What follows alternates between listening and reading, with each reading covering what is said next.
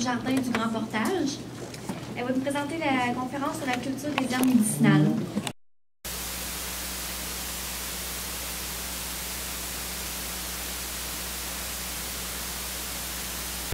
Bon, alors, comme je le disais, on a peu de temps, là, mais alors j'ai ciblé 5 plantes médicinales. Alors, je vais vous les présenter une après l'autre. Moi, je vais d'abord me présenter. Je suis Diane Macaille, donc je suis herboriste au Jardin du Grand Portage. On a commencé le projet du Jardin des Grands Portages en 1980. Là, ça va faire le 36e jardin cette année. Puis au début, bon, on a commencé à préparer le sol, puis à faire surtout du potager. Mais au fil des ans, j'ai intégré de plus en plus de plantes médicinales, puis j'ai suivi des formations là-dedans. Et la première plante, on va rentrer tout de suite dans le vif du sujet, la première plante que j'ai connue comme plante médicinale, c'est le souci, qu'on appelle aussi Calendula officinalis. D'ailleurs, officinalis, c'est un bon indice dans le nom latin, quand c'est officinalis, ça veut dire médicinal. Donc, c'est une plante qui a été nommée déjà il y a longtemps, puis qui était déjà reconnue pour ses vertus médicinales. Donc, le souci, je le connaissais déjà dans le jardin. On l'utilise, en fait, dans mon petit entretien, je vais vous parler aussi des bienfaits de ces plantes-là, déjà au jardin, mais ensuite pour la pharmacie familiale. D'accord? Donc, le souci, c'est une plante que j'avais déjà dans le jardin. Puis, lors de ma première grossesse, il y a quelqu'un qui m'a apporté une petite bouteille d'huile de souci pour protéger les fesses du bébé de l'érythème fessier, pour me masser le ventre pour pas que j'aie trop de vergetures, tout ça. Je me suis rendu compte que ça soignait très bien le psoriasis de mon papa, l'eczéma de mon ami. Alors, c'était une plante merveilleuse. Puis, la personne me disait que, bon, sa blonde n'en faisait plus. Puis, j'ai appris la recette et j'ai commencé à faire de l'huile de souci que je donnais toutes les mamans enceintes moi-même. Parce que c'est ça, je trouvais ça tellement merveilleux. Alors... bonjour, bonjour. Il y a des feuilles qu'on a distribuées. Là, je ne sais pas pas pour tout le monde. Bon. Au pire, là, vous pourrez toujours m'envoyer un courriel pour avoir les feuilles. Je pourrais vous les envoyer par courriel éventuellement. Vous pourrez me dire, j'étais à la conférence à Québec le 1er mars. Puis, pour l'adresse, je ne l'ai pas mise sur... vous pourrez venir me voir au kiosque Les Jardins du Grand Portage. On est en bas dans les semenciers. On a des semences. Et on a des petits cartons. Quand vous aurez l'adresse Internet, ça va être plus simple comme ça. Et donc, vous prenez le petit carton pour venir voir les plantes médicinales au jardin cet été, si ça vous intéresse. Voilà. OK, donc, je parlais du souci, qui est la première plante que j'ai connue pour ses vertus médicinales. Mais c'est ça, je l'avais déjà au jardin, puisqu'on l'utilise comme plante compagne au jardin. Alors, parmi les choux, on met souvent du souci. On met aussi d'ailleurs du thym, dont je vais vous parler ensuite. On met des plantes comme ça qui sont odorantes pour essayer de dérouter les insectes qui sont toujours à l'affût des choux. Donc, c'est une plante que j'avais au jardin, donc c'était facile pour moi de préparer l'huile de souci moi-même.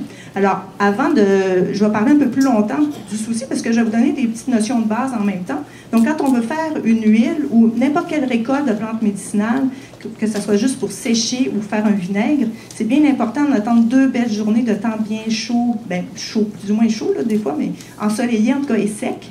Et de récolter après la rosée, que la rosée soit asséchée, donc en fin d'avant-midi, vers l'heure du midi, pour s'assurer qu'il n'y ait pas d'eau résiduelle déjà, surtout si on veut faire de l'huile. Alors, pour faire de l'huile de souci, on prend les fleurs de souci plutôt jeunes que vieilles. S'ils commencent déjà à être moins jeunes, bien, on ramasse les plus jeunes et on prend que les pétales. Si on fait une petite huile maison là, qu'on va faire macérer au bord de la fenêtre au soleil. Alors, j'ai apporté ici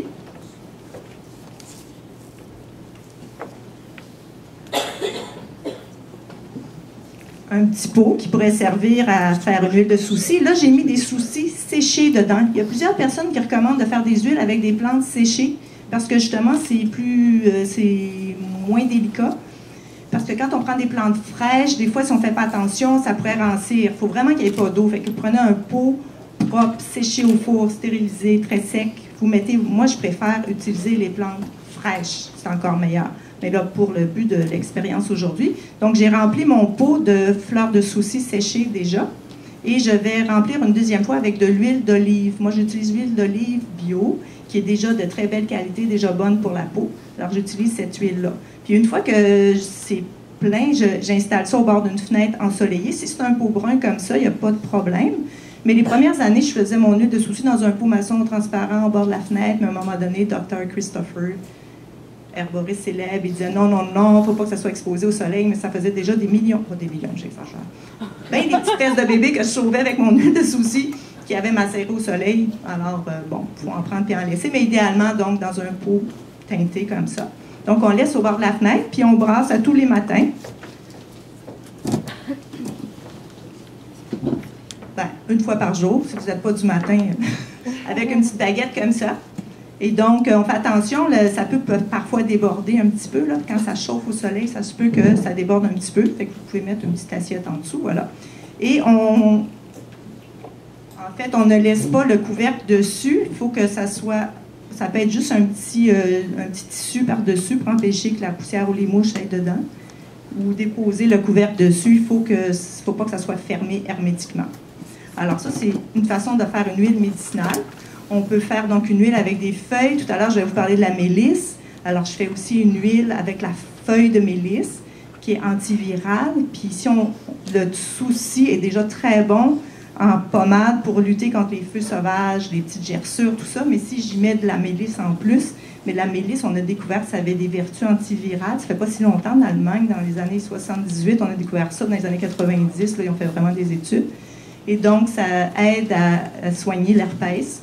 Alors, tous les problèmes de feu sauvage, zona aussi, le souci et la mélisse, ensemble, bien, ça fait vraiment des alliés pour se soigner.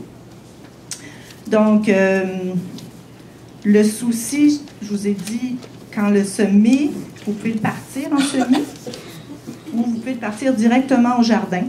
Ça se sème directement au jardin. Moi, je préfère partir souvent toutes mes plantes en semis dans des caissettes. Comme ça, je peux vraiment les placer après exactement où je veux les avoir, comme dans la plate-bande de choux, par exemple. Entre les choux, je vais pouvoir aller placer mon petit plant de souci. Et c'est au printemps, en général, c'est assez humide, mais si on a des périodes de sécheresse au printemps, ben là, c'est pas toujours évident de ne pas oublier d'arroser tous les petits semis. Alors moi, en caissette, je trouve que c'est plus facile comme ça. Donc, voilà. Donc, je vous ai parlé donc, du semis maintenant. Pour la récolte, donc, de toujours attendre vraiment après 2 jours de temps sec. Et là, je vais vous montrer l'importance de recommencer à chaque année à sécher des plantes.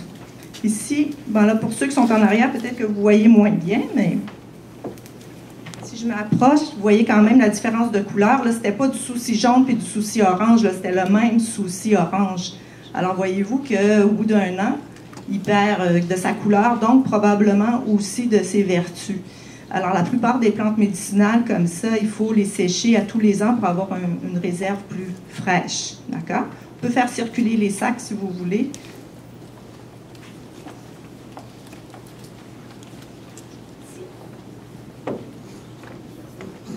Donc, c'est un autre principe là, quand on veut avoir des plantes médicinales dans son jardin, mais c'est d'en récolter vraiment régulièrement à chaque année, puis au bon moment.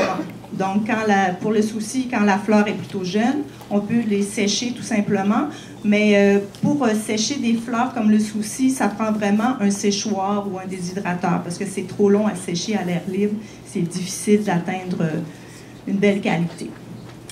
Alors, sans plus tarder, vu qu'on n'a pas beaucoup de temps, je vais aborder le thym. Alors ici, c'est du thym frais, parce qu'en fait, le thym, on peut le cultiver un peu dans la maison. On peut rentrer des pots de thym à l'automne dans la maison. Alors moi, j'ai rentré un pot qui a bien survécu. Il y en a un qui a séché là, qui avait moins de lumière dans ce coin-là, mais celui-là, bon, a bien survécu. Donc, le thym, c'est une plante qui est très connue. Souvent, les gens l'ont déjà dans leur jardin aussi. Donc, comme plante compagne, comme je vous disais, c'est intéressant. Ça peut être aussi juste dans un pot sur le balcon, ça va se cultiver très bien. Et on peut donc le rentrer. La mélisse aussi, dont je vais parler plus tard, c'est le même principe. Vous pouvez en cultiver en pot, ça va survivre bien, et vous pouvez même le rentrer dans la maison. Alors, pour le thym a des vertus antibactériennes. Il aide aussi à éclaircir la voix. Pour les gens qui font du chant, les comédiens connaissent bien le thym, ils vont se faire des petites tisanes de thym avant d'aller jouer ou chanter. Et si vous avez un microbe, un problème de mal de gorge qui veut s'installer, bien, on peut se faire un vinaigre de thym. Alors ça, c'est pas un vinaigre délicieux pour mettre dans la salade, là, c'est vraiment un vinaigre concentré quand c'est un vinaigre médicinal. Alors, pour faire le vinaigre de thym, on prendrait un pot comme celui-ci, ou plus petit, ça n'en prend pas tant, on n'est pas si malade que ça, j'espère. Donc, mais vous remplissez à moitié à peu près le pot de feuilles de thym. Alors ça, c'est un peu zen, hein? Il faut effeuiller les tiges de thym. On ne garde pas les tiges. En général, en herboristerie, on ne garde pas les tiges, on prend que les feuilles ou les fleurs. Donc, vous effeuillez les feuilles de thym. Souvent, ça va être fait ça plus vers le milieu de l'été ou même à l'automne. C'est là que le thym va avoir suffisamment développé. Et donc, vous remplissez à moitié de feuilles de thym. Puis là, vous pouvez mettre ça dans un mélangeur, couvrir de vinaigre. Alors, le vinaigre que je vous conseille d'utiliser, en herboristerie, on utilise un vinaigre où le taux d'acide acétique est plus élevé que le vinaigre qu'on vend conventionnellement là, pour les vinaigrettes. C'est un vinaigre à 8 %. Il y a la compagnie Orphée, qui est ici à Québec d'ailleurs, qui en fait. Et ça peut s'acheter dans les magasins d'aliments naturels, peut-être chez Orphée, mais je ne sais pas si on peut aller maintenant directement là, juste pour acheter un pot. Là, avant, on pouvait, mais je pense qu'ils ont... On peut y aller, mais il faut commander d'avance. Ah, on peut y aller, mais il faut commander d'avance. C'est ça, parce qu'avant, il y avait une boutique, mais là, ils ont changé ça. Mais ou sinon, près de chez vous, dans un magasin d'aliments naturels, vous pouvez demander d'avoir 4 litres de vinaigre avec de cidre de pomme biologique d'Orphée à 8 % d'acide acétique. Alors, c'est un pourcentage plus élevé, donc ça peut extraire un petit peu plus là, les principes actifs qu'un vinaigre là, plus faible. Alors, ça se fait bien, comme je vous disais, en fin d'été, à l'automne, quand on a plein de thym, on peut en sécher aussi à ce moment-là. Le thym est très facile à sécher. On fait des petits bouquets. Vous pouvez attacher avec un petit élastique, une petite ficelle, suspendre ça dans un coin ombragé de la maison ou dans un petit hangar qui est propre, où il y a une circulation d'air, idéalement, mais jamais en pleine lumière. D'accord? C'est la façon de sécher les plantes. Alors, on peut sécher, ça, on appelle ça j'ai toujours du mal à le dire, le séchage passif. Donc, vous laissez tout simplement à l'air comme ça, en petit bouquet. Au bout de 3-4 jours, ça devrait être sec. Ça se prête bien. On va parler du framboisier. Tantôt, le framboisier, ça se prête bien aussi. La mélisse, par contre, on pourrait la sécher comme ça, mais tu sais, s'il y a du temps plus humide et tout ça, ça fait vraiment de moins belle qualité. Fait que pour certaines plantes, c'est recommandé d'utiliser plutôt un séchoir, une aide pour bien sécher la plante. Et la mélisse, il faut faire vraiment attention de ne pas briser les feuilles quand on la récolte. Fait que normalement, quand on récolte, on prend les tiges, on les coupe, on les met juste dans un panier doucement, empilées les unes sur les autres. On ne les tient pas dans la main comme ça pour les froisser. Après, on fait des petits bouquets qu'on suspend. Mais pour la mélisse, comme je vous dis, peut-être de sécher 1 ou 2 tiges si vous n'avez pas accès à un séchoir, mais sinon, essayez de mettre un petit peu d'air chaud pour faire une meilleure qualité pour que votre mélisse se conserve bien d'une année à l'autre. Donc ça, c'était un autre petit principe général de séchage. Est-ce qu'on peut mettre le papier brun aussi? Oui, c'est un autre truc, là, qu'on peut mettre un sac de papier brun assez grand au-dessus de la... Oui, c'est ça. Si vous avez fait ça dans un cabanon dehors, qui est quand même assez chaud puis aéré, pour éviter la poussière. C'est une autre façon de faire aussi. Là, c'est sûr que je n'ai pas le temps de m'étendre autant que si je donnais un atelier de 4, 5, 6 heures, là, mais bon.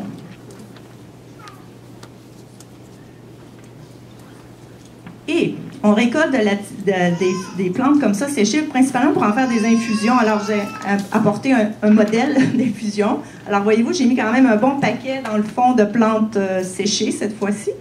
Et voilà, on laisse infuser quand même une bonne vingtaine de minutes. La plupart des plantes, c'est des feuilles. C'est des fleurs, plutôt 5 minutes.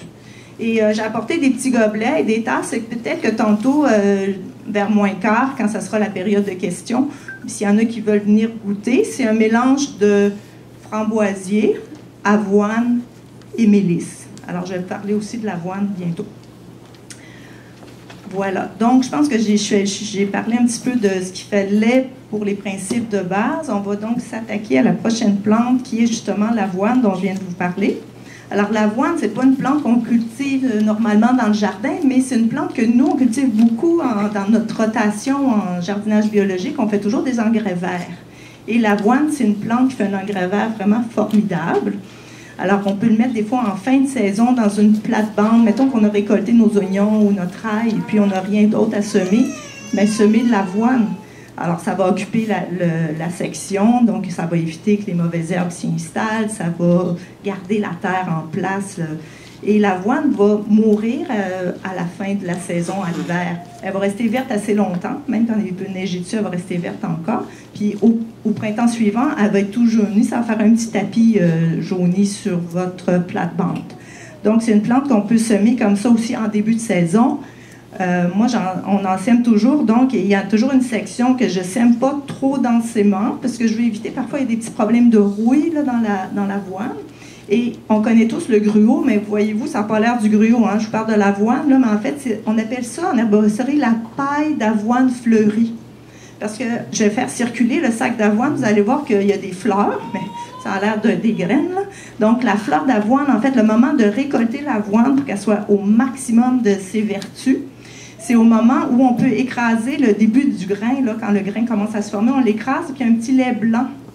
Probablement que tout le monde a déjà fait ça, écraser des grains d'avoine à un moment donné, puis quand il y a un petit lait blanc qui sort de la future graine, mais c'est le stade idéal pour ramasser l'avoine. Alors là, on va aller tailler la tige, elle vient assez haut. L'avoine peut monter à 2 pieds ou un peu plus de haut. Donc, on coupe le plus bas possible. S'il y a des feuilles en bas, on s'arrange pour ne pas avoir de saleté. Hein? S'il y a eu un peu de pluie, du sable, fait qu'on coupe jusqu'où c'est propre parce qu'on ne va jamais laver les plantes qu'on veut sécher. On peut aussi faire avec cette plante-là une teinture médicinale. Alors, c'est une autre façon de conserver les plantes. Pour les gens qui sont moins tisanes, c'est une autre façon de prendre des plantes médicinales et plus rapidement sans être obligé de boire 1 litre de tisane par jour. Donc voilà, mais l'avoine en infusion, elle est très bonne pour donner aux gens malades. Elle est très reminéralisante. C'est la plante la plus riche en calcium que je connaisse. C'est plus riche que le sésame, la quantité de calcium dans cette petite herbe verte-là. Elle a plein d'autres minéraux. Et elle aide à l'amélioration de la mémoire. Elle a plein de vertus comme ça. Donc, c'est une plante qui est alcalinisante aussi, puisqu'elle est riche en calcium. Souvent, on a des problèmes de peau. Quand on parle du souci pour soigner les problèmes de peau, mais souvent, il faut prendre des plantes aussi qui vont remonter le pH du corps pour aider à régler le problème de peau. Le souci va soigner la peau malade, mais ne va pas régler le problème. Si vous avez du psoriasis, il va revenir si vous ne faites rien pour rééquilibrer votre pH. Voilà, donc je fais circuler l'avoine.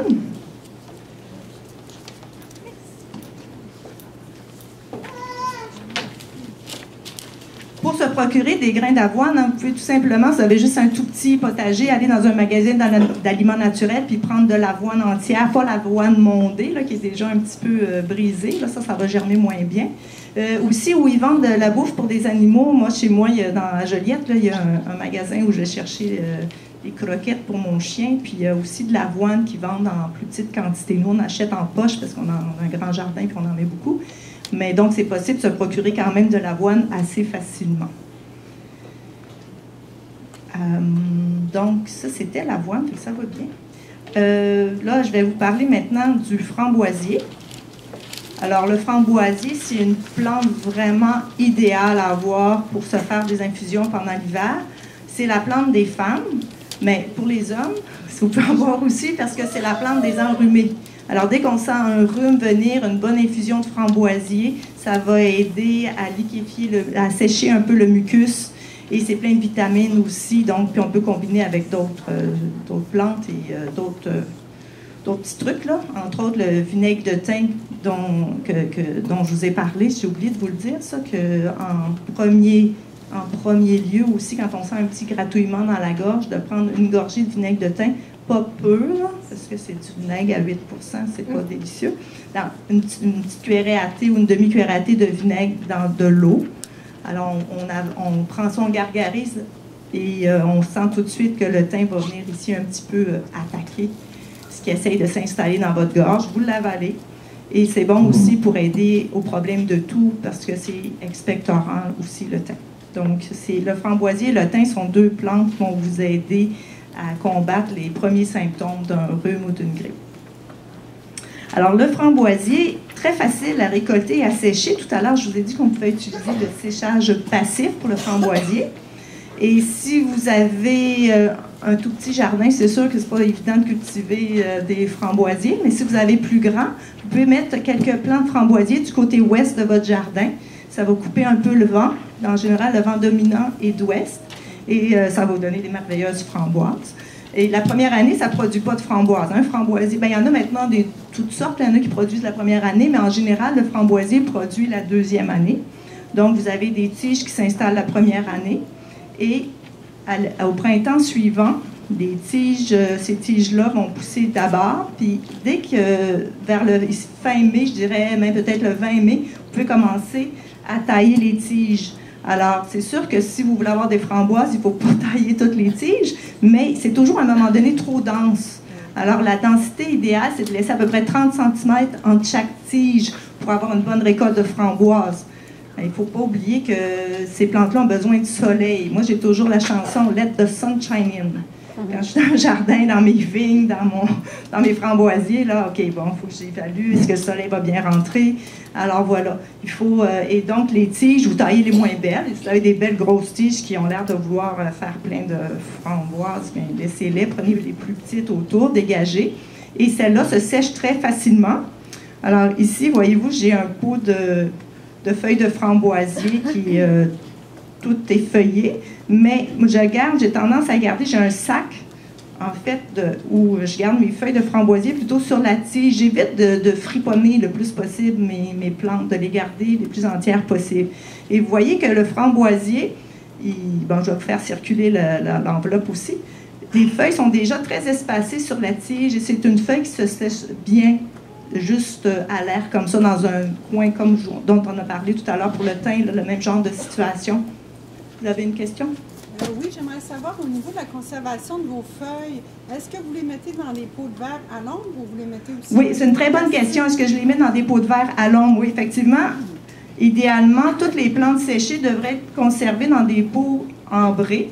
Mais moi, je n'ai pas des pots ambrés pour tout. Alors moi, voyez-vous, je conserve mon framboisier comme ça dans un pot de verre, mais dans une armoire fermée. C'est que j'ouvre juste quand j'en ai besoin.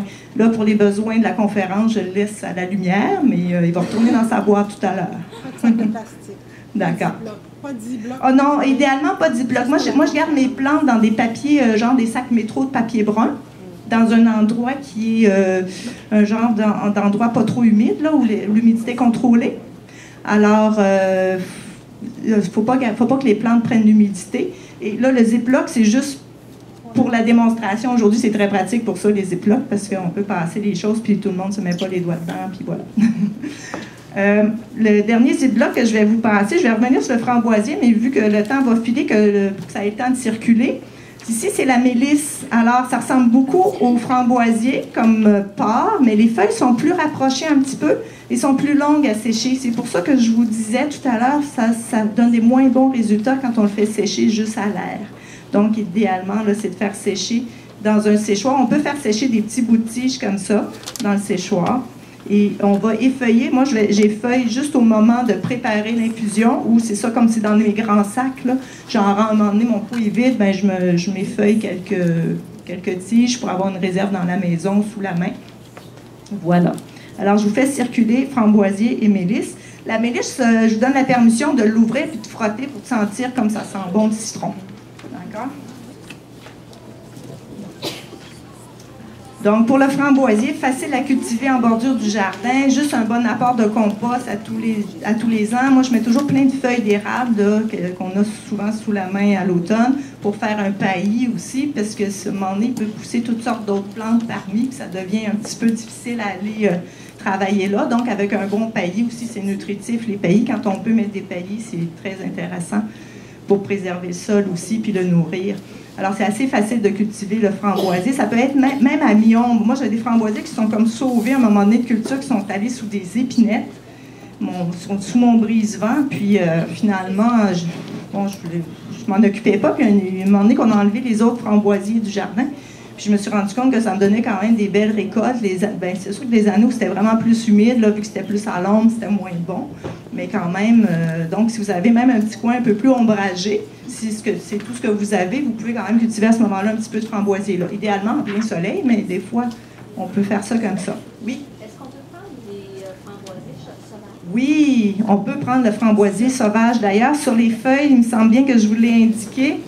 Le framboisier, si vous regardez la première plante, quelques plantes pour la pharmacie familiale, j'ai commencé par le framboisier. sur la feuille. Et donc, c'est les feuilles de deuxième année, la conservation, les espèces et cultivars recommandés, espèces indigènes ou cultivées. Alors, si vous avez accès à un champ, vous allez à la campagne, où c'est pas vaporisé autour, là. Donc, vous pouvez récolter vers la fin mai aussi des tiges de framboisier sauvage qui est aussi médicinale. Donc, le framboisier, c'est vraiment une plante pour la femme. Là, je l'ai dit très rapidement tout à l'heure. Mais pour tous les problèmes menstruels, de prendre de la tisane de framboisier avant des règles douloureuses, ajouter un peu de pain binocle pour les crampes, pour des problèmes de règles trop abondantes, on peut ajouter à ce moment-là une plante plus tonique. Le framboisier et l'avoine, ce sont des plantes nutritives. Alors, c'est des plantes qu'on peut prendre tout le temps. Il n'y a pas de limite. Excusez-moi. Donc, vous pouvez prendre ces plantes-là à l'année. Et spécialement pour les femmes enceintes, il va tonifier l'utérus. Alors, d'en prendre, surtout dans le dernier trimestre de la grossesse, les tisanes de framboisier tous les jours. Moi, je recommanderais aussi un peu d'ortie qui est très riche en fer, pour être sûr de ne pas manquer de fer. On en a besoin pour l'enfant et pour nous-mêmes. Et voilà, donc le framboisier, c'est vraiment l'allié des femmes. Et comme je disais, des enrhumés de tout sexe, genre confondu. Voilà. Donc, on va passer, puisque le temps file, à la mélisse. Donc, la mélisse, dans vos feuilles, j'ai mis que ça poussait au soleil, mais en fait, j'ai pas relu ces notes-là depuis un petit bout de temps. Puis moi, ce que je me rends compte, c'est que la mélisse, elle apprécie la mi-ombre. C'est une plante qui aime quand même l'humidité. Alors, si vous installez des plants de mélisse, ça s'installe beaucoup mieux en plants qu'en semences. On peut partir en semences, mais des petits plants, on peut les installer à tous les, mettons, 60 cm à peu près. Puis au printemps, s'assurer qu'il y a toujours beaucoup d'eau pour partir les plants. Et puis après ça, on peut récolter pendant toute la saison. Souvent, moi, je fais une première récolte justement à peu près en même temps que le framboisier ou après, début juin, là, de tiges de framboisier, de tiges de mélisse comme celles qui circulent dans le petit sachet.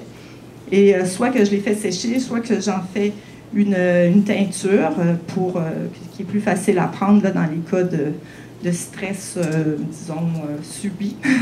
Alors, la mélisse, c'est vraiment une plante qui va aider les gens stressés, angoissés, mais elle a plein d'autres vertus. Comme je vous disais, elle a des vertus aussi antivirales. Alors, on peut la prendre aussi comme antivirale, spécialement pour les gens qui ont des problèmes avec de l'herpès. On peut prendre aussi la mélisse juste pour la digestion, puis on peut juste la boire parce qu'elle est tellement délicieuse. Alors, c'est un petit goût citronné. Il y a du citral, entre autres, dedans, quelque chose qu'on retrouve aussi dans le citron, alors qui donne cette belle odeur de citron. Et donc, c'est une plante qu'on peut aussi ajouter à des mélanges pour donner un meilleur goût au mélange. Parce que des fois, c'est pas toujours tout délicieux, les plantes médicinales. Ou il y en a qui sont un peu insipides. Le framboisier, ça goûte pas grand-chose, l'ortie non plus. Alors, si on met un peu de mélisse dedans, ben, ça lui donne une petite saveur qui est plus agréable à boire. Et donc, on peut l'utiliser dans les cas aussi avec justement le framboisier quand on est un peu fiévreux. Alors, la mélisse va aussi aider dans ces cas-là. Et la mélisse, on la cultive donc dans un sol quand même assez riche. C'est une plante, on veut avoir beaucoup de feuilles, une belle production. Alors, un sol assez riche et assez humide. Alors, ça peut être quand même dans un sol sableux à condition d'y mettre un bon compost. Sinon, elle se plaît dans des sols argileux, frais mais profonds. Il faut bien travailler notre sol avant de l'installer. Et on peut la mettre en bordure du jardin où il y a, comme je vous dis, un petit peu d'ombre. On peut même la mettre sous un arbre où il y a un peu d'ombre. Elle va quand même bien produire à cet endroit-là. Alors, c'est voilà une plante vraiment agréable à avoir sous la main parce qu'en plus, si on la laisse fleurir, elle va attirer des abeilles. Et il paraît aussi qu'elle repousse les moustiques. Alors, d'en mettre un pot près de la table à pique-nique, ça peut être intéressant. Mais ça, je l'ai lu. Moi, j'ai jamais fait attention à ça, mais j'ai lu ça dernièrement. Alors, mais je vais mettre un pot de mélisse sur la table à pique-nique cette année. Voilà. Alors, je pense que je vais déjà passer à la période des questions parce qu'il y en a sûrement. Oui. La tisane avec la mélisse, moi, j'ai essayé, puis regarde, ça coûte rien. J'ai probablement pas mis assez de feuilles. Je pense que ça prend beaucoup de feuilles. OK, alors la question, je vais répéter la question. La tisane avec la mélisse, la dame trouvait que ça goûtait presque rien. Peut-être qu'elle n'avait pas mis assez de feuilles. Peut-être. Est-ce que c'est de la mélisse que vous aviez séchée vous-même ou achetée? Ou... Non, j'ai pris les feuilles fraîches. Fraîches du jardin. Bien, quand on prend des feuilles fraîches, normalement, il faut mettre dans une bodum comme ça, je mettrais 3 tiges de feuilles fraîches pour que ça goûte, là. Okay. Puis quand c'est séché, on prend une poignée de feuilles séchées pour de la grosse bodum comme ça. OK. Peut-être qu'il y en a qui n'ont pas vu la bodum. Alors ici, ça va passer dans le film La bodum. Alors, avec le fond d'herbe. Voilà. Puis on doit mettre combien d'eau pour les 3 tiges, exemple? Ben là, l'exemple, c'était pour une assez bonne bodum comme ça, là. Mais c'est ça l'idée. En fait, mettez-en pour que ça soit goûteux. Le problème, vous en avez sûrement... Parce que normalement, la mélisse, elle devrait être fraîchement cueillie. Elle devrait donner... Puis ce qui est intéressant avec la mélisse, ce que je fais beaucoup l'été, moi, c'est des limonades. Alors, ça peut être une tisane qu'on n'a pas tout bu, qu'on transforme un peu en thé glacé. Mais en fait, ce que je fais, c'est que là, je remplis un gros pot. Là, ben, ça pourrait être un petit pot comme ça, mais là, je mets plein de tiges de mélisse dedans. J'en mets vraiment beaucoup, un gros bouquet. Et je mets ça dans l'eau. Je mets des quartiers de citron, des quartiers de lime, s'ils sont bio, au frigo. Et toute la nuit. Et le lendemain, ça me fait une tisane, une limonade vraiment agréable à prendre en plein été. On peut ajouter un petit peu de jus de pomme ou quelque chose pour sucrer un petit peu et c'est vraiment délicieux. Oui? Merci. Non, effectivement. La mélisse, comme je vous disais, moi, je fais mes premières récoltes vers la fin mai ou début juin. Quand c'est les premières feuilles, ça c'est le moment idéal pour récolter la mélisse. Alors les premières, puis la plupart des plantes médicinales, là, quand elles sont jeunes, là, elles arrivent juste au stade, là, c'est là l'idéal pour faire les premières récoltes les plus abondantes. Mais après, vous taillez, quand elles ont fleuri, vous pouvez les laisser fleurir un peu si vous voulez. Si elles sont en plein soleil, des fois elles vont avoir tendance à jaunir aussi, alors on peut tailler, rabattre, et il va y avoir des nouvelles pousses qui vont nous donner des feuilles fraîches plus délicieuses aussi. Et c'est une façon aussi de contrôler un peu la mélisse. Ça fait de la fleur et de la graine quand même. Alors, si on ne la taille pas, ça peut vous faire un petit peu trop de petits bébés l'année d'après. C'est pas terrible à enlever, mais si on peut s'éviter du travail juste de... Puis de rabattre la mélisse à l'automne, c'est important pour la protéger, la pailler. C'est une vivace, mais un peu fragile. Puis, si on a une bonne couverture de neige, mais si on ne sait jamais si la neige va arriver avant les grands froids, bien, c'est bon de mettre un paillet avec des feuilles d'érable, par exemple. Oui? Le thym en fleurs, est-ce que... Oui, le thym, c'est différent. On peut récolter le thym en feuilles ou en fleurs. En herboristerie, on appelle ça récolter les sommités fleuries. Alors, il y a certaines plantes comme ça, quand c'est indiqué récolter les sommités fleuries. Donc, c'est le thym avec les premières fleurs et on ramasse ces tiges-là et on peut utiliser le tout. Et les fleurs et les feuilles. Excellente question. Oui? Oui, vous avez la recette sur les feuilles, mais pour ceux qui n'ont pas la feuille, c'est pour ça que je n'ai pas élaboré, parce que je vous ai bien décrit avec le thym, j'ai mis recette de vinaigre, là, mais on laisse macérer 2 semaines ou 3 semaines en brassant tous les jours. Un petit peu comme je vous ai expliqué pour l'huile de souci. Donc, là, j'avais apporté de l'huile d'olive, mais bon, je ne le ferai pas nécessairement, c'est de remplir le pot avec l'huile d'olive, puis comme il faut que je tienne le micro d'une main, c'est pas pratique. Voilà. Je voulais savoir, parce que on utilise des teintures mères et on utilise aussi à la fois dans le vinaigre de cidre à 100% oui. ou à la fois dans l'alcool. Oui, en tout cas, je pense que votre question, c'est la différence entre utiliser des vinaigres et des teintures dans l'alcool, des extraits dans l'alcool qu'on appelle des teintures. On utilisait aussi comme des teintures mères dans le vinaigre de cidre, l'armoire aux herbes. Oui, l'armoire aux herbes faisait, en fait, on appelle ça des vinaigrés ou des vinaigres. Et les autres, des macérations dans l'alcool, moi je fais des macérations dans la vodka que j'appelle des teintures. Et en fait, il y a certaines plantes, je trouve, qui se prêtent mieux au vinaigre. Déjà, le vinaigre de cidre de pomme, c'est excellent pour la santé. C'est pas acidifiant, c'est alcalinisant. Par contre, la vie d'un vinaigre, c'est 3 ans peut-être, alors que la teinture, moi, je prends de l'alcool à 40%, donc je peux mettre vraiment beaucoup de plantes. Si je fais une extraction dans le cas, si je fais une teinture de framboisier, une teinture d'avoine, je vais remplir mon pot de plantes sans compresser, puis remplir d'alcool. Donc, j'ai beaucoup plus de plantes. Je vous ai dit, pour le vinaigre, je remplissais à moitié, mais si je faisais donc une teinture dans l'alcool, je peux remplir mon pot de plein de plantes, mais sans compresser. Ça, je ne vous l'ai pas expliqué dans les papiers, mais bon. Alors, la teinture, donc, on peut mettre plus de plantes, on va faire un extrait dans l'alcool et ça va être plus fort. On n'aura qu'à prendre quelques gouttes de cette teinture-là pour avoir les bienfaits de la plante. Et l'alcool disparaît? L'alcool disparaît pas. L'alcool, il est là. Si vous voulez que l'alcool disparaisse, vous pouvez mettre quelques gouttes de teinture dans de l'eau très chaude. Alors, l'alcool va s'évaporer. Si c'est pour un enfant, en général, on ne donne pas de teinture à l'alcool à un enfant en moins de 2 ans, mais mettons que vous êtes bien mal pris, l'enfant est bien malade, vous avez juste une teinture à l'alcool, mettez-le dans une cuillerée d'eau bouillante, l'alcool va s'évaporer, mais la plante va rester. Voilà, c'est des petits trucs. Je pense que j'avais pas fini. Ah oui, je voulais compléter sur le vinaigre. Là, quand on fait un vinaigre, ou ce qui est écrit dans les feuilles, en fait, c'est que je vous dis, quand vous filtrez, alors au bout de 2 semaines, ou soit pour l'huile à la fenêtre ou le vinaigre, 2 semaines, peut-être, ou ça peut aller jusqu'à 3 semaines, dépendant. Là, le vinaigre, on peut laisser macérer 3 semaines.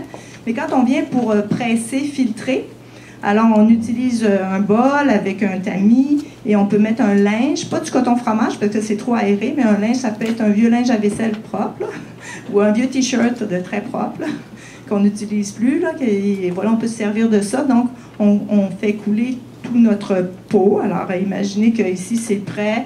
Donc, je fais couler tout ça dans ma passoire. Et là, ce que j'appelle le premier filtrat, ajouter au premier filtrat. Le premier filtrat, c'est ça, là, ce qui tombe dans le fond de mon bol. Et après, je presse. Donc, je saisis mon linge, je le tords doucement. Il ne faut pas que je déchire mon linge. Et je tords doucement pour aller vraiment chercher tout ce qui reste dans la plante, soit d'huile, ou soit de vinaigre, ou soit d'alcool. Alors, c'est ce qui j'explique, parce que des fois, c'est pas toujours clair quand on le fait pas sous les yeux. Là. Normalement, quand je donne un atelier toute la journée, on en filtre ensemble, on en presse. Fait que, là, une fois qu'on l'a vu, on comprend. Là. Mais là, c'est ça que ça veut dire ajouter au premier filtrat. Voilà. Oui? Je me demandais, au niveau des infusions que vous avez proposées, est-ce qu'il y a des proscriptions ou certaines plantes particulièrement bonnes pour les enfants? Oui, pour les enfants, il y a le framboisier, c'est très bon. La camomille allemande, c'est très bon. La catère, pour les enfants, c'est très bon en infusion. Dans les cas de grippe, de rhume, tout ça, là, c'est des plantes qui vont être fébrifuges, donc aider pour la fièvre. Donc, framboisier, pour les enfants, c'est très bon. Si jamais l'enfant est vraiment grippé, la chilée millefeuille, c'est plus puissant. Les adultes pourraient en prendre une tasse, là, mais c'est pas très délicieux, c'est un peu amer, mais on peut faire tremper les pieds des enfants dans une infusion chaude d'achillée millefeuille et ça va aider pour la fièvre. Mais il ne faut pas en donner, il n'aimera vraiment pas ça. Puis on ne veut pas qu'il n'aime pas prendre de plantes, il faut qu'on l'habitue, j'aime. Voilà. Est-ce qu'il y avait d'autres questions? Je peux peut-être vous inviter à venir goûter à la tisane en terminant, parce qu'après, il faut s'en aller d'ici vers midi. Oui, une autre question, allez-y. Excusez-moi, mais je voulais juste savoir, pour les infusions, on avait glissé un mot, mais quelles sont les herbes qui sont bonnes à mélanger parmi celles que vous avez présentées aujourd'hui? Le mélange que j'ai fait, avoine, framboisier, mélisse. Ça, c'est un très bon mélange. Moi, personnellement, j'ajouterais de l'ortie, qui donnerait du fer puis de l'énergie. L'ortie, c'est vraiment une plante merveilleuse qui aide à nettoyer le sang pour les gens qui font de l'arthrite, pour donner de l'énergie. Si tu bois ta tisane d'ortie tous les jours, le soir, comme disait mon prof, tu as encore le goût de faire tes confitures après ta journée de travail. Oui. Oui, je peux donner mon adresse courriel. Moi, c'est Diane, @jardin, avec un S, du grand portage, P-O-R-T-A-G-E, et non du grand potage ou du grand potager, comme certaines personnes, et c'est .com. Faites attention, si jamais je vous réponds, des fois, à cause du .com, ça s'en va dans les spams. Fait que si vous pensez que je n'ai pas répondu au bout d'une semaine, allez voir dans vos spams, parce que d'habitude, on répond assez régulièrement à nos courriels. Je crois qu'on va être parti un mois, là, à un moment donné, à mi-juin, mi-juillet, là, ça se peut que je ne réponde pas pendant un mois. Oui? Est-ce qu'il y a une variété pas d'ortie, mais de soucis que tu utilises, qui a de meilleures propriétés? Oui, moi j'utilise, j'aime bien le Air Furter, c'est marqué, je crois, dans vos notes, si vous avez les notes. Il y avait le Calypso aussi, qui est plus anti-inflammatoire. Il est plus petit, plus facile à cultiver en pot, c'est plus mignon, mais moins productif. Mais tous les soucis, quand même, sont médicinaux. Oui? Je voulais savoir s'il y avait une contre-indication de faire. Moi, souvent, je donne les tisanes, les filles framboisier avec avec un petit peu de sirop d'érable pour le sucré, pour les enfants. OK. Alors, madame dit que souvent, elle donne une infusion de tisane de framboisier, pardon, une infusion de tisane, oui. Une infusion de framboisier avec un petit peu de sirop d'érable pour les enfants. Moi, le framboisier, je ne connais pas de contre-indication. La mélisse, par contre, pour les gens qui souffrent d'hypothyroïdie, il y a de l'acide rosmarinique dedans qui joue un peu sur la TSH, là, en tout cas. Donc, il faut faire attention pour les gens qui ont tendance à faire de l'hypothyroïdie, mais ça ne fera pas baisser ça n'affectera pas la glande thyroïde de gens normaux, disons. Donc, c'est très bon pour soigner les angoissés, la mélisse, là, les gens qui ont tendance à vraiment angoisser, là, à faire de l'anxiété. Mais quand c'est de l'anxiété due à un choc post-traumatique, il paraît que là, ça ne serait pas conseillé, que ça aurait tendance à monter l'angoisse dans ces cas-là. Mais juste les gens angoissés normal, anxieux de nature. Moi, j'en ai une de même, des fois, elle m'appelle. T'as-tu pris ta mélisse? Prends de la mélisse. Ah oui, maman, merci. J'ai la main en pot sur son balcon, j'ai la main en teinture, séchée. Alors, mais des fois, tu sais, elle part dans ces histoires-là, fait qu'il fait « Ah oui, c'est vrai. Ah. » Des fois, juste y penser, ça fait du bien. Oui? Pour des problèmes asthmatiques, est-ce qu'on peut savoir quel âge ça peut faire? OK, j'ai 2 questions. Je vais répondre à madame pour des problèmes asthmatiques. Mais je vous ai parlé de l'ortie. Déjà, l'ortie aide beaucoup pour les allergies, pour aider à l'asthme. Mais il y a d'autres choses aussi, la molène. La feuille de molène du plant de 2e année qu'on récolte en même temps que les framboisiers à peu près là, fin mai. Les grandes feuilles à terre là, qui sont velues, là, poilues. Ça, c'est très bon pour les problèmes d'asthme. Puis il y a d'autres plantes. Là, je ne peux pas vous faire un cours sur l'asthme, mais ortie, molène déjà, et la verge d'or qui aide pour les allergies. Alors, les gens qui sont tendance à faire des rhumes des foins, alors la verge d'or, ça pousse partout, ça, de faire des infusions de verge d'or. Des fois, ça arrive juste les premières fleurs avant la saison du rhume des foins, vraiment. Ça dépend des gens à quoi ils sont allergiques, mais bon. Donc, de faire des infusions de verge d'or vous aiderait à vous prémunir, faire de moins grosses réactions pour le reste. Et votre question en avance? C'est peut-être la dernière marqueuse de temps, je ne sais pas. Ah non, il en reste encore un peu de temps, c'est bon. Excellent, oui. Oui, l'ortie.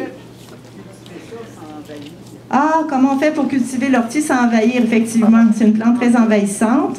C'est ça. Si vous habitez dans une grande terre, il n'y a pas de problème, déjà dans un coin quelque part, là, puis ça s'en va dans le sous-bois. Mais vous pouvez cultiver en pot, même dans le jardin, donc un grand pot, puis que vous pouvez enfouir dans le jardin. Et c'est une façon de la contrôler, parce qu'effectivement... Puis ça aussi, vous pouvez la mettre un petit peu dans un coin, un petit peu à l'ombre, tout ça. Là, chez nous, là, c'est ça, c'est parti dans le sous-bois, elle a l'air très heureuse. Fait que... Oui.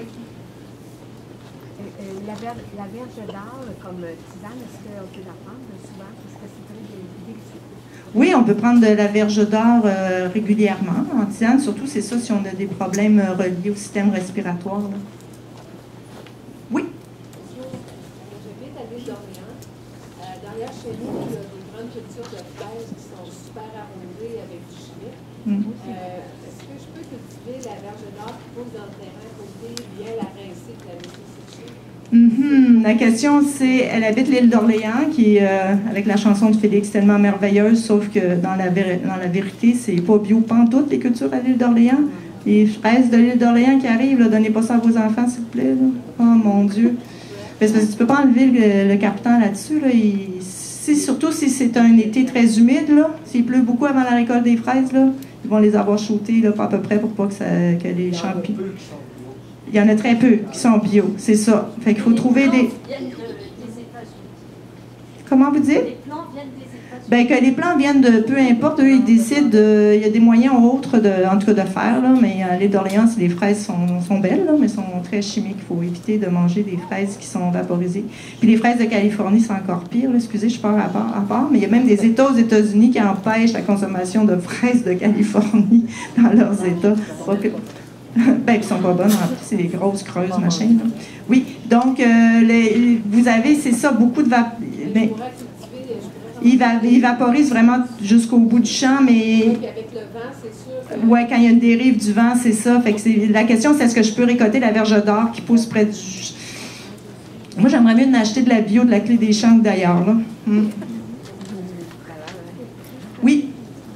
quelqu'un qui fait de l'hypoglycémie, est-ce qu'il y a quelque chose dans vos produits qui pourrait être bénéfique? De l'hypoglycémie, OK. Là, ça, c'est une question un petit peu large, là. Il y a plein de plantes là, qui aident dans les cas de la gestion du sucre, là.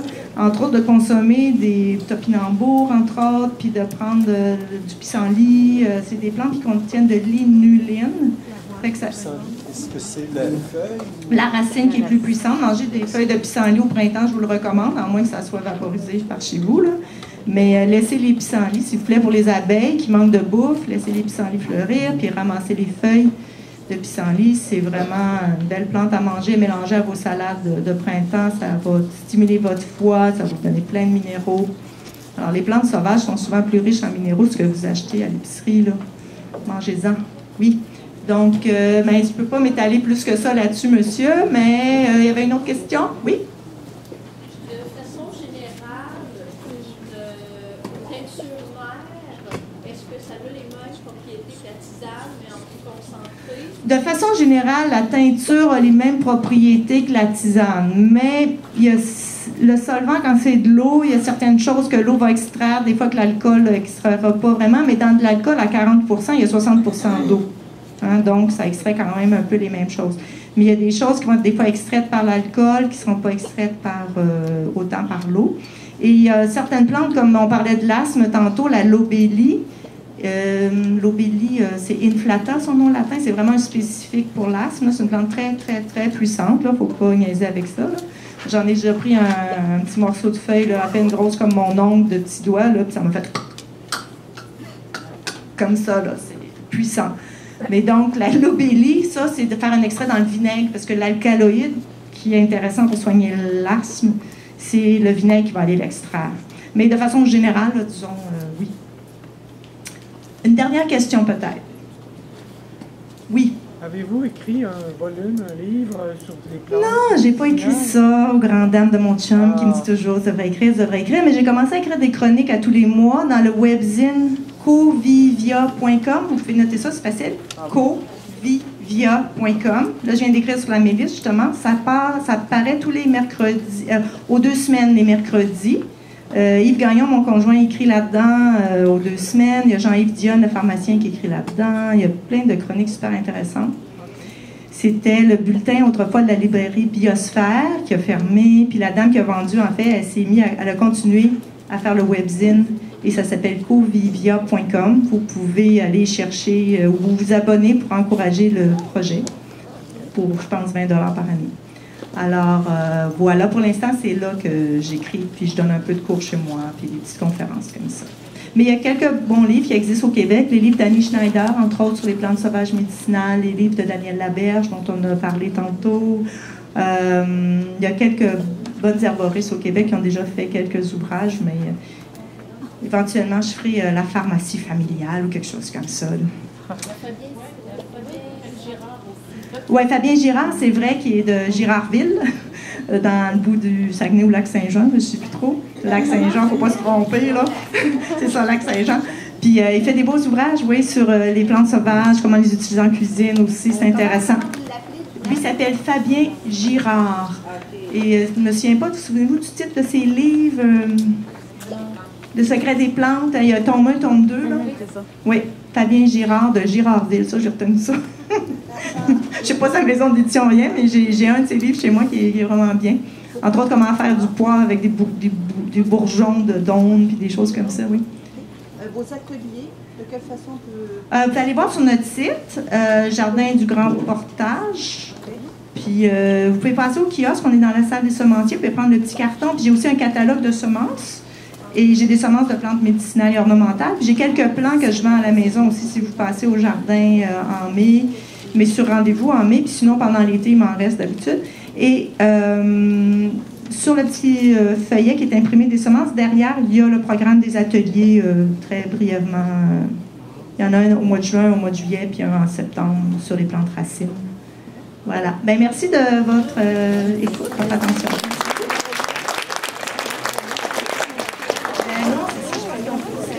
S'il y en a qui ne veulent pas les feuilles, peut-être les partager avec ceux qui en voudraient. Ah oui. Voilà. Monsieur, vous allez prendre